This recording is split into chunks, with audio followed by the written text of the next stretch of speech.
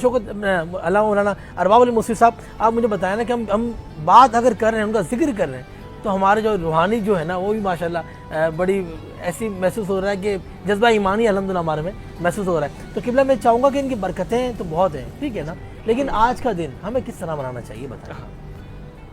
دیکھیں، بدر جہاں پر فتح مبین کا دن ہے، بدر جہاں پر ایک یوم فرقان کا دن ہے، حق و باطل، قرآن پاک نے کہا، ٹھیک ہے، حق و باطل کا دن ہے.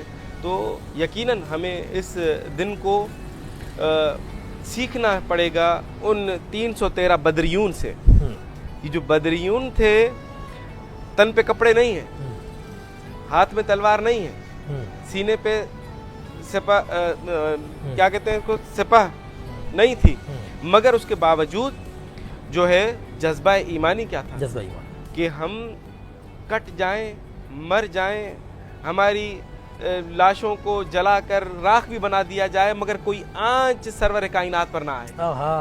اسی جذبے سے لڑ رہے تھے نا، یہی جذبہ. چونکہ جب کچھ بھی نہیں ہے اور اس جذبے سے آپ لڑ رہے ہیں تو ان کی فضیلت کا تو کوئی موازنہ کر ہی نہیں سکتا. ایک یہ بات کہ اگر ہمارے پاس وسائل نہ بھی ہوں، توکل کس پر ہو؟ خدا پر، اللہ پر بھروسہ تھا نا، کہ اللہ کے حبیب ہیں، اللہ کے رسول ہیں، ٹھیک ہے، اور اللہ ہماری مدد فرمائے گا. اور اللہ نے مدد فرمائی بھی، دکھلائی بھی. اور اللہ فرماتے ہیں کہ میں نے ان کے سینوں میں سکون دے دیا، ایک روب دے دیا. اب جب دشمن پر یہ حملہ کر رہے ہیں، دشمن 1000 ہے اور اسلحے سے بھرا ہوا ہے، مگر اس کے باوجود بھی دشمن کو یہ 313 بھاری نظر آ رہے ہیں، زیادہ نظر آ رہے ہیں. اور ان 313 بیچارے جو تقریباً زیادہ تر غلام ہیں، فقیر ہیں، غریب ہیں، ان کو وہ مالدار لوگ ایک ذلیل اور پست نظر آ رہے ہیں.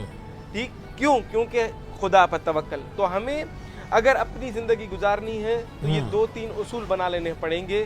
ایک، کوئی بھی کام کریں کہ اس پہ یہ ہمارے ذہن میں ہو کہ خدا مجھے دیکھ رہا ہے، خدا موجود ہے. ایک، جب خدا دیکھ رہا ہے تو خدا پر توکل آ جائے گا. جس طرح میں کل رات بھی ٹی وی پہ بات کر رہا تھا کہ جیسے ٹی وی پہ اعلان ہوا ہے کہ 1 ہفتے میں ہمارا پیٹرول ختم ہو جائے گا، تو پیٹرول پمپوں پہ لائنیں لگ گئیں لوگوں کی، چونکہ لوگوں کے لیے توکل خدا نہیں ہے، توکل یہ پیٹرول ہے. چونکہ ہم اس پر بھروسہ رکھتے ہیں. میں کہیں سفر پہ جاتا ہوں تو مجھے توکل خدا پر نہیں ہے، مجھے اس گاڑی پر ہے کہ یہ گاڑی مجھے پہنچائے گی. گاڑی نہیں پہنچائے گی، یہ وسائل ہی رہ جاتے ہیں، ٹھیک، مگر پہنچاتی کون ہے؟ وہ آپ کو خدا پہنچاتا ہے. خدا نے تو طاقت دی ہے، قوت دی ہے، آپ کو وہ جذبہ دیا ہے کہ وہاں تک جا رہے ہیں. تو ہمیں ایک تو خدا پر توکل رکھنا چاہیے، وہاں سے سیکھنا چاہیے. دوسرا، جب خدا پر توکل ہوگا تو دشمن آپ کو حقیر نظر آئے گا، چھوٹا نظر آئے گا، آپ اس کی کوئی ویلیو نہیں ہوگی، کیونکہ ڈر آپ صرف خدا سے رہے ہیں. دوسرا، یکجہتی، ایک دوسرے پہ جان نثار کرنی چاہیے ہمیں. وہ انصار کی جس طرح ہم نے بات کی کہ وہ انصار کہہ رہے تھے کہ یا رسول اللہ، ہمارے ہوتے ہوئے اور آپ چونکہ ہمارے مہمان ہیں، آپ چلے جائیں لڑنے کے لیے، کوئی خراش آ جائے آپ کو تو ہم اپنے آپ کو معاف نہیں کر سکتے. تو وہ جان نثاری کا جذبہ ہونا چاہیے کہ ہم یہاں پر کھا رہے ہیں، ہمارے گھروں میں رمضان کا مہینہ ہے، کوئی کام کرنے والے افراد ہیں، دوسرے ہیں، کوئی مزدور ہیں، تو ہمیں ایک جذبہ ہونا چاہیے کہ یار ہم 8 گھنٹے کی ڈیوٹی ہے، چلو 1 گھنٹہ اس کو معاف کر دیتے ہیں. چلو ہم نے اس کے ساتھ مزدوری 1000 روپے کی طے کی ہے، چلو 1200 روپے دے دیتے ہیں. احساس کرنا چاہیے، یہ احساس، یہ جان فکر. چونکہ اس وقت آپ نے انصار کی دیکھی قربانی کیا تھی. جب مہاجرین آئے تو سب سے پہلے تو رسول اللہ نے کام کیا کہ ایک کو دوسرے کا بھائی بنا دیا. ٹھیک، اب جب بھائی بن گئے اس کے بعد پھر ایک بھائی کا دوسرے پر حق بھی بتایا کہ بھائی حق میں یہ ہے کہ بھائی تمہاری ہر چیز میں برابر کا شریک ہے. تو قربانی کا جذبہ دیکھیں انصار کا کہ انہوں نے اپنے مال میں سے آدھا مال اپنے بھائی کو دے دیا، جس کے ساتھ نہ خونی رشتہ تھا نہ کوئی دوسرا رشتہ تھا، صرف کون سا ایمانی رشتہ تھا. اور اس ایمانی رشتے اور رسول اللہ کے بتائے گئے فرامین کے مطابق انہوں نے آدھا دے دیا. حتیٰ اتنی قربانی دی کہ ایک انصار کے پاس 2 بیویاں ہیں اور مہاجر کے پاس نہیں ہے، تو انہوں نے اپنی ایک بیوی کو طلاق دے دی کہ میرے بھائی کے پاس نہیں. یہ قربانی کا جذبہ. مگر افسوس، ہم رسول اللہ گئے 11 ہجری میں، اتنے تعلیمات اسلامی کو لے کر آئے کہ لوگ اپنی جان، یہی عرب تھے کہ کسی کو لوٹ کر آتے تھے نا تو بڑا فخر سے آ کے محفل میں بیان کرتے تھے کہ میں نے اس طرح لوٹا، اس طرح لوٹا. مطلب ان کے اندر लूटने का जज्बा था, रसूल अल्लाह ने लुटाने का जज्बा दे दिया। वाह वाह वाह। इनके अंदर जो जज्बा था कि अशार पढ़ते थे, चूंकि फसी व बलीग थे मगर जाहिलाना अशार पढ़ते थे। मिसाल के तौर पर अगर कोई हिरन भी किसी अंदाज से भागी तो ये उसके एक एक एंगल पे अशार पढ़ते थे मगर जाहिलाना। तो रसूल अल्लाह ने इन्हें कुरान मजीद अशार की सूरत में दे दिया सुभान अल्लाह। कि उन अशार की जगह पर कुरान पढ़ते रहो, मिटाने का जज्बा दे दिया। अफसोस ये है कि हमने तालीमात इस्लामी को फौरी बुलाया। 11 हिजरी को रसूल अल्लाह जाते हैं, 60 हिजरी को रसूल का नवासा जो जबान चूसता था, जो कंधों पे बैठता था, जो नमाज में उसके पुष्ट पर बैठ जाते थे, और 60 हिजरी को मुसलमान उनको कत्ल करके गलत तालीमात तब्दील हुई, कत्ल करके, और ये कह रहे थे जल्दी जल्दी हुसैन का सर ज़िबा करो कि हमें नमाज पढ़नी है।